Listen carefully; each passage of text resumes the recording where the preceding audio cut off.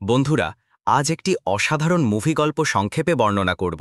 মুভিটির নাম the amateur, 11ই April 2025 মুক্তি পেয়েছিল। তাহলে শুরু করা যাক। চার্লি হেলার একজন মেধাবী কিন্তু লাজুক সিআইএ ক্রিপ্টোগ্রাফার। দিনগুলো কাটে তার ভাষা ভেঙে, গোপন বার্তা পড়ে, একা একটি পুরনো সেসনা প্লেন ঠিক করার মধ্যে। তার স্ত্রী সারা ছাড়া কেউই তার নিঃসঙ্গ হৃদয়টা বুঝতে পারে না। কিন্তু সেই শান্ত জীবন একদিন এক ভয়ানক হামলায় বদলে যায়।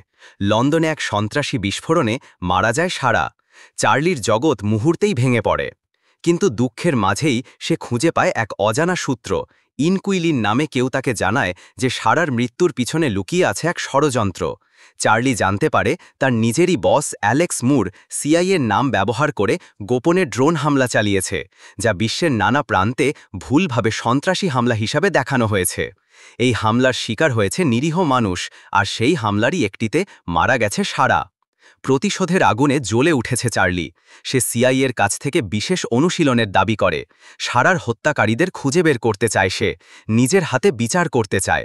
তাকে প্রশিক্ষণ দেয় অবসরপ্রাপ্ত কর্নেল হেন্ডারসন।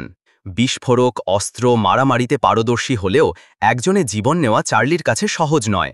এই দ্বন্দ্ব তার মানবিকতা আর প্রতিশোধের আগুনের মাঝে ছুটে চলে। চার্লির শিকারের তালিকায় আছে 4 জন: মিশকা ব্লাজিচ, এলিশ, গ্রেটচেন ফ্র্যাঙ্ক আর তাদের নেতা ভয়ঙ্কর হর্স্ট শিলার। প্যারিসে সে গ্রেটচেনকে ধরে ফেলে এক ক্লিনিকে। হুমকি দিয়ে তাকে তথ্য বের করার চেষ্টা করে, কিন্তু শেষ মুহূর্তে হত্যা করতে পারে না।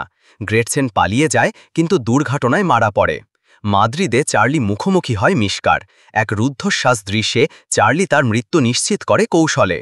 ইস্তানবুলে ইনকুইলিন তাকে আবার সাহায্য করে হেন্ডারসনের হাত থেকে পালাতে, কিন্তু এক হামলায় ইনকুইলিন নিহত হয় তাকে বাঁচাতে গিয়ে। রোমানিয়ায় এলিশের কাছে পৌঁছে যায় চার্লি। তার মুখ থেকে শিলারের অবস্থান বার করে নিতে চায়, আর শেষ পর্যন্ত এলিশও মারা পড়ে। সব শেষে চার্লি পৌঁছে যায় বাল্টিক সাগরের এক বন্দরে, যেখানে শিলার তার গোপন জাহাজে লুকিয়ে। ধরা পড়ে চার্লি, কিন্তু সে জানায় সে আগেই জাহাজের প্রযুক্তি হ্যাক করে রেখেছে। সেই ফাঁদেই ধরা পড়ে শিলার। এবার ইন্টারপোলের হাতে বন্দী হয় সে। শেষ দৃশ্যে সিআইএর উচ্চপদস্থ কর্মকর্তারা শাস্তি পায়। চার্লি ফিরে যায় নিজের সেসনা প্লেনটার কাছে। ধীরে ধীরে সে আবার আকাশে উড়তে শেখে। প্রতিশোধ শেষ, কিন্তু ভেতরের ক্ষতটা বয়ে নিয়ে সে উড়ে যায় এক অনিশ্চিত ভবিষ্যতের দিকে। এই গল্প প্রতিশোধের, ভালোবাসার আর একজন অ্যামাচার কিভাবে পেশাদারদের থেকেও বড় হয়ে ওঠে তারই সাহসী উপকথান।